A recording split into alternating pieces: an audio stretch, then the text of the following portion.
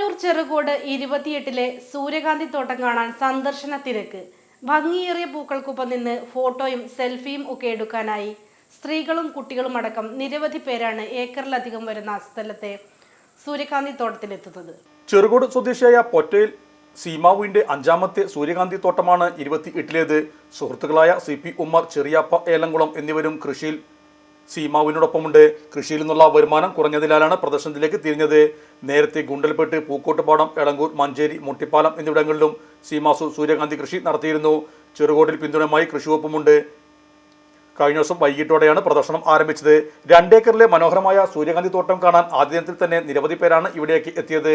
പ്രദർശനത്തിൽ നിന്നും ലഭിക്കുന്ന വരുമാനത്തിന്റെ വിഹിതം ജീവകാരുണ്യ പ്രവർത്തനങ്ങൾക്ക് നൽകാനും പദ്ധതിയുണ്ട്. ഇതിപ്പോ എന്താണോ കാഴ്ചക്കാർക്ക് ഒരു സന്ദർശനം, ഒരു സൂര്യകാന്തി പറഞ്ഞാൽ ഗുണ്ടൽപേട്ടയും തമിഴ്നാടൊക്കെ പോണത് കാണണമെങ്കിൽ അത് കാണാതിരിക്കാൻ നമ്മുടെ നാട്ടിലുള്ള ആൾക്കാർക്ക് 10 രൂപ, 20 രൂപ, 30 രൂപയൊക്കെ മുടക്കിയാണ്ടൊന്ന് വന്നുകാണ്ട് സന്ദർശിച്ച് കുട്ടികൾക്കും മറ്റൊക്കെ ഒക്കെ ഫോട്ടോ എടുത്ത് പോകാനുള്ള പരിപാടി മാത്രമാണ് ഉദ്ദേശിക്കുന്നത്. അല്ലാതെ കൃഷി ആയിട്ട് നമുക്കിത് വിജയിക്കൂല. കൃഷിന്റെ കാര്യം എന്ന് പറഞ്ഞാൽ കൃഷി നമുക്കിവിടെ എങ്ങനെ മുതലാവില്ല.